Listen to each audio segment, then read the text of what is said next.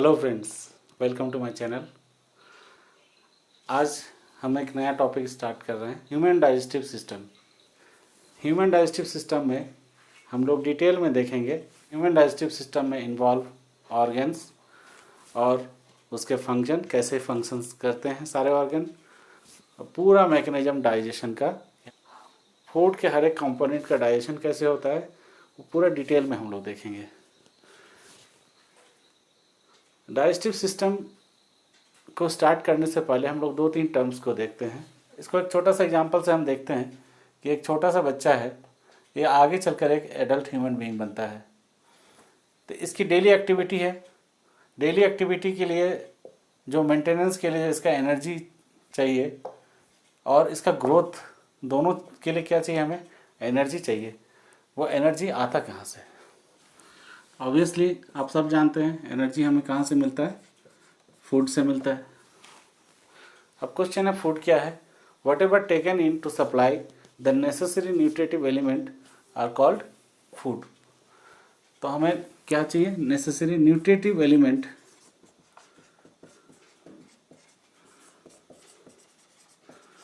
Elements के लिए क्या चाहिए? फूड। तो हमने देख लिया फूड क्या है।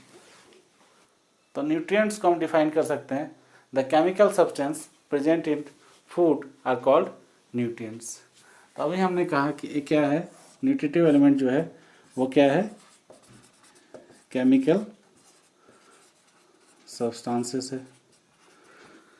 अभी आई बात केमिकल सब्सटेंसेस की। तो केमिकल सब्सटेंसेस आप सबको पता है 2 तरह की होती हैं, या तो ये ऑर्गेनिक होगी या फिर इनऑर्गेनिक होगी। ऑर्गेनिक केमिकल सब्सटेंसेस के एग्जांपल क्या क्या हो जाएंगे? जैसे कार्बोहाइड्रेट, लिपिड्स, प्रोटीन और विटामिन्स। सेम उसी तरह इनऑर्गेनिक में क्या आते हैं? Water and minerals. तो मेनली ये हमारे क्या हो गए? न्यूट्रिएंट्स। अब हमारा बच रहा है न्यूट्रिशन। न्यूट्रिशन क्या है? अभी जो एनर्जी के लिए हम इतने जो जद्दोजहद कर रहे हैं, ये पूरा प्रोसेस को क्या कहते हैं? न्यूट्रिशन। तो न्यूट्रिशन को हम लोग डिफाइन कर सकते हैं, the sum total of the process by which a living organism obtain those substances which are necessary for their growth and maintenance for meeting their energy needs is called nutrition. Clear है? ये बिल्कुल basic 2-3 फंडे थे। अब हम लोग आते हैं टॉपिक की तरफ। अब हमारा टॉपिक है डाइजेशन। जो हमारा डेली फूड है वो बहुत कॉम्प्लेक्स होता है, जैसे पिज़्ज़ा, बर्गर या फिर मटन, चिकन, वेजिटेबल्स, जो भी हम खाते हैं वो बहुत कॉम्प्लेक्स फॉर्म में होता है। इस फॉर्म में हमारे बॉडी के सेल्स इसको एब्जॉर्ब नहीं कर सकते हैं। तो इस कॉम्प्लेक्स फॉर्म को एब्जॉर्बेबल फॉर्म में कन्वर्जन करने का जो प्रोसेस है उसी को बोलते हैं digestion. The process of conversion of complex food substance to simple absorbable form is called digestion. तो हमारे बॉडी में डाइजेशन के लिए एक सिस्टम बना हुआ है पूरा, उस पूरे सिस्टम को बोलते हैं digestive. Digestion is carried out by our digestive system by mechanical and biochemical methods. अब हम क्यों बोल रहे हैं भाई मैकेनिकल एंड बायोकेमिकल? तो इसमें दोनों प्रोसेस इन्वॉल्व है, मैकेनिकल भी है और बायोकेमिकल भी है। फॉर एग्जांपल, जैसे हम जब फूड इंटेक करते हैं तो सबसे पहले हम उसको च्यू करते हैं, तो एक तरह का ये मैकेनिकल प्रोसेस है। अच्छा, इसी के साथ साथ हमारा बायोकेमिकल प्रोसेस भी स्टार्ट हो जाता है। बायोकेमिकल मतलब हमारे फूड के डाइजेशन के लिए बहुत सारे डाइजेस्टिव एंजाइम्स की ज़रूरत पड़ती है। तो आगे हम डिटेल में देखेंगे कौन सा फूड के लिए कौन सा एंजाइम चाहिए, किस फूड का डाइजेस्टिव सिस्टम का भी जो पार्ट्स है किस पार्ट में होता है, वो सारा चीज़ हम डिटेल में आगे एक एक करके देखेंगे। अब हम देखते हैं अपना human digestive system. Human digestive system में मेनली 2 पार्ट इन्वॉल्व होता है, एक एलिमेंट्री कैनाल और दूसरा डाइजेस्टिव ग्लैंड। सबसे पहले हम लोग एलिमेंट्री कैनाल का पार्ट्स को देखेंगे। जैसा कि आप फिगर में देख सकते हैं, इसमें मेनली हमारा माउथ से स्टार्ट करके एनस तक का पोर्शन आता है। सारे पार्ट्स को हम एक एक करके डिटेल में देखेंगे। माउथ से स्टार्ट करके एनस तक ये जो पूरा पाथ है ये एलिमेंट्री कैनाल है। इसमें कौन कौन सा पाथ है? सबसे पहले माउथ एंड माउथ कैविटी है, फिर फेरिंग्स है, जो थ्रोट वाला जो एरिया है उसमें हमारा जो पास होता है पाइप उसको बोलते हैं फेरिंग्स। ईसोफेगस, जो थोरैक्स वाले पोर्शन में जो पार्ट है उसको बोलते हैं ईसोफेगस। अभी सारे को हम लोग डिटेल में देखेंगे, बस एक बार ओवरव्यू देख लेते हैं एलिमेंट्री कैनाल का, उसके बाद फिर डिटेल में डिस्कस करेंगे। ईसोफेगस के बाद हमारा आ जाता है नेक्स्ट स्टमक। स्टमक के बाद small intestine and large intestine. ये हमारा लार्ज इंटेस्टाइन है, ये एनस में जाके इसमें एलिमेंट्री कैनाल के साथ साथ डाइजेस्टिव ग्लैंड्स भी दिखा रखे हैं। डाइजेस्टिव ग्लैंड्स क्या है? डाइजेस्टिव ग्लैंड्स वो ग्लैंड्स है जो डाइजेशन के लिए नेसेसरी एंजाइम्स का सिक्रेशन करते हैं, जैसे लीवर, पैंक्रियास, गॉल ब्लैडर। अब जस्ट माउथ के बाद आ जाता है हमारा बकल कैविटी। बकल कैविटी को ओरल कैविटी भी बोलते हैं। ये माउथ हो गया हमारा। माउथ के जस्ट बाद क्या आता है? बकल कैविटी, ये पोर्शन। बकल कैविटी या ओरल कैविटी दो पार्ट में डिवाइडेड है। कैसे? टीथ के बाहर और चिक्स के अंदर जो पार्ट बन रहा है, कैविटी बन रहा है, वो हो गया हमारा एक्सटर्नल स्पेस, और टीथ के अंदर ये पोर्शन वो हो गया एक पोर्शन। तो जो टीथ के बाहर और चिक से सराउंडेड जो पोर्शन है उसको बोलते हैं बकल वेस्टिब्यूल।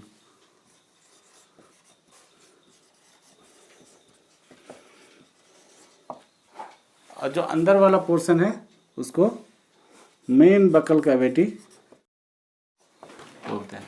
अभी आप स्क्रीन में देख रहे हैं बकल कैविटी। ये हमारा अपर लिप, ये लोअर लिप, चिक्स और ये टीथ एंड गम्स के बाहर वाला जो एरिया हो गया ये बकल वेस्टिब्यूल, और ये अंदर वाला जो है ये मेन बकल कैविटी है। मेन बकल कैविटी में क्या क्या है? एक तो हमारा टंग है, और ऊपर में क्या है? पैलेट। जो सामने वाला पोर्शन है पैलेट का ये हार्ड होता है, उसके बाद फिर जो पीछे वाला पोर्शन होता है और ये फ्रीली हैंग करता है। सामने वाला जो पैलेट है इसको हार्ड पैलेट बोलते हैं, और जो पोस्टीरियर वाला पोर्शन है उसको बोलते हैं सॉफ्ट पैलेट। सॉफ्ट पैलेट का जो पोर्शन फ्रीली हैंग करता है उसको उवुला बोलते हैं। हार्ड पैलेट में कुछ प्रोजेक्शन लाइक स्ट्रक्चर होता है, उसको रूगे बोलते हैं। अब चलिए हम लोग थोड़ा सा टंग को डिटेल में क्या है, टंग का कौन कौन सा पार्ट है। सबसे पहले एक इन्वर्टेड वी लाइक स्ट्रक्चर है जो कि टंग को एंटीरियर और पोस्टीरियर पार्ट में डिवाइड करता है। इसको बोलते हैं सल्कस टर्मिनालिस। अब ये सल्कस टर्मिनालिस जहाँ पे ज्वाइन होता है मिड पोर्शन में, वहाँ पे एक पिट लाइक स्ट्रक्चर बनाता है, उसको फोरामेन सीकम बोलते हैं। से भरे हुए हैं छोटे छोटे प्रोजेक्शंस है टंग में, उसको क्या बोलते हैं? पैपिला। उसको पैपिला बोलते हैं, और ये काफ़ी नंबर्स में है इसीलिए प्लूरल फॉर्म में पैपिले बोलते हैं। अब ये पैपिला हमारे तीन तरह के होते हैं, वैलेट पैपिले, फिलीफॉर्म एंड। जो वैलेट पैपिला होता है ये बिल्कुल सल्कस टर्मिनलिस के पास में होता है, और इसके नंबर्स काफ़ी कम होते हैं, और ये साइज में थोड़े ज़्यादा बड़े होते हैं, 8 से 12 होते हैं, और इन तीनों में से सबसे लार्जेस्ट है। जो टंग है, टंग हमारा टेस्ट ऑर्गन भी है, तो टेस्ट बड्स इन्हीं पैपिला में रहते हैं। नेक्स्ट हमारा फिलीफॉर्म पैपिला है, ये सबसे ज़्यादा न्यूमरस है, इनका नंबर सबसे ज़्यादा होता है, और ये थोड़े कोनिकल शेप्स के होते हैं। फिलीफॉर्म पैपिला के अंदर कोई भी टेस्ट बड्स नहीं होते हैं, इसीलिए इस पोर्शन में हमें कोई टेस्ट का पता नहीं चलता है। जो थर्ड टाइप का पैपिला है वह है फंजीफॉर्म पैपिला। फंजीफॉर्म पैपिला का नंबर वैलेट से तो ज़्यादा होता है लेकिन फिलीफॉर्म से कम होता है। इसमें भी टेस्ट बड्स होते हैं। एक फंजीफॉर्म पैपिला में ऑलमोस्ट 5 टेस्ट बड रहते हैं। चलिए अब हम बात करते हैं कि टंग का फंक्शन क्या है। जब हम फूड को च्यू करते हैं तो उसको टीथ के तरफ पुश करने का काम करता है हमारा टंग। जब हम फूड को अच्छी तरह च्यू कर लेते हैं तो इसको स्वैलो करने में भी हेल्प करता है टंग करता है। खाना खाने के बाद हमारे टीथ्स को ब्रश करने का भी काम हमारा टंग करता है। टंग का बहुत बड़ा रोल हमारे स्पीच प्रोडक्शन में भी है। जो भी हम बोलते हैं उसमें भी टंग का काफ़ी बड़ा रोल है। तो टीथ हमारा कौन सा है? एक्टोडर्मल इन ओरिजिन है। अब हम लोग कुछ कैरेक्टरिस्टिक्स है टीथ के, उसको देखते हैं। पहला डाइफाइडेंट। डाइफाइडेंट मतलब 2 सेट्स ऑफ टीथ।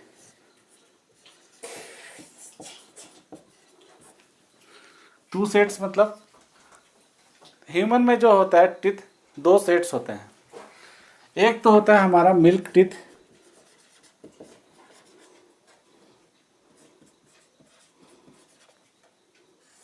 और दूसरा होता है परमानेंट टीथ।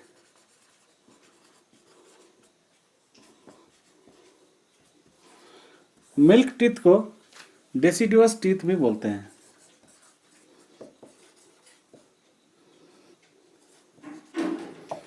डेसिडुअस मतलब जो झड़ जाते हैं। मिल्क टीथ जब बच्चा 6 मंथ का होता है तब वो इरप्ट होना स्टार्ट हो जाता है और 24 मंथ तक में ऑलमोस्ट सारे टीथ आ जाते हैं।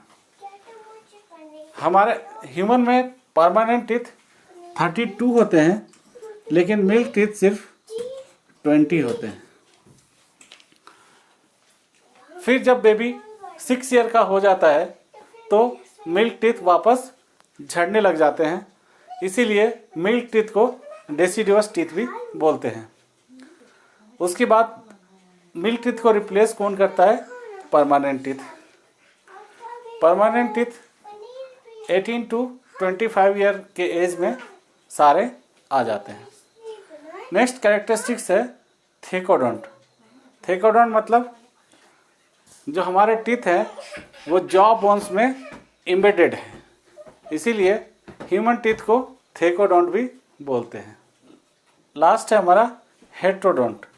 हेट्रो मतलब डिफरेंट, तो हमारा टीथ डिफरेंट टाइप्स का होता है, इसीलिए हमारे टीथ को हेट्रोडोंट भी बोलते हैं।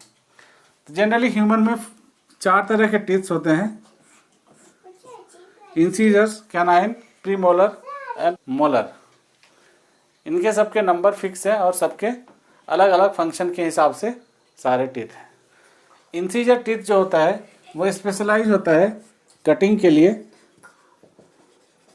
ये हमारे सामने वाले टीथ इंसीजर्स होते हैं। हम लोग देखेंगे डेंटल फार्मूला में सारे टीथ कैसे अरेंज होते हैं।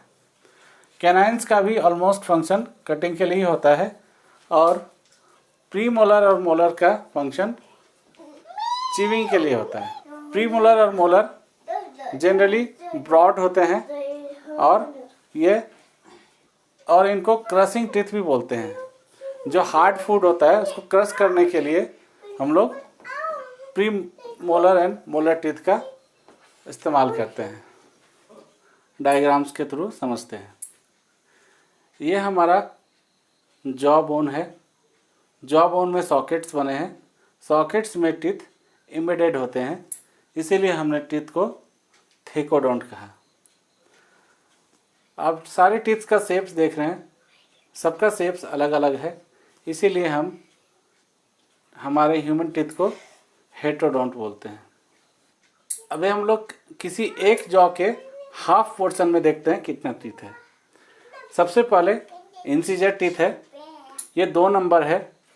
उसके बाद कैनाइन टीथ 1 है, फिर प्रीमोलर 2 हैं और मोलर 3 है।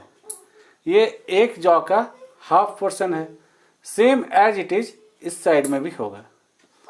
तो अपर जॉ या लोअर जॉ कुछ भी कह लीजिए, एक जॉ में कितने हो गए 8 and 8 16। इस तरह हमारे दो जॉ हैं तो दोनों जॉ मिला के 32 टीथ्स होते हैं। अभी आपके सामने दोनों जॉ है, ये लोअर जॉ है, ये अपर जॉ है। ये हमारा डेंटल फॉर्मूला है एडल्ट ह्यूमन बीइंग के लिए। इसमें एक जॉ का टीथ को लिखा जाता है, एक जॉ का एक साइड हाफ पोर्शन को ऊपर में लिखते हैं और हाफ पोर्शन को नीचे लिखते हैं, T2 आएगा। अब देखिए मिल्क टीथ 20 होता है और परमानेंट टीथ 32 होता है। 2 इंसीजर, एक कैनाइन और 2 मोलर टीथ आता है। प्री मोलर टीथ होता ही नहीं है, जबकि परमानेंट टीथ में इंसीजर को तो रिप्लेस करता है इंसीजर, कैनाइन को कैनाइन, और ये 2 मोलर को रिप्लेस करता है। साथ ही साथ 2 प्री मोलर भी आते हैं और तीसरा मोलर, एडल्ट में 3 मोलर टीथ होते हैं। ये तीसरा मोलर जो टीथ है जो लास्ट में आता है, इसी को विजडम टीथ भी बोलते हैं। ये सबसे लास्ट में आता है। अभी तक हमने टीथ बकल कैविटी को देख लिया है। इसके आगे हम लोग फेरिंग्स पोर्शन को देखेंगे जो कि बहुत ही इंटरेस्टेड है। इसमें 2 ओपनिंग होता है, गलेट एंड ग्लोटिस, यानी कि food pipe and wind pipe. कल हम लोग काफ़ी कुछ कॉन्सेप्ट में समझेंगे कि ये दोनों वर्क कैसे करता है एक साथ। जब हम खाना खाते हैं तो हमारे विंड पाइप में खाना क्यों नहीं जाता है, अगर खाना विंड पाइप में चला जाए तो क्या होगा, ये सारा चीज़ हम लोग अगले लेक्चर में समझेंगे।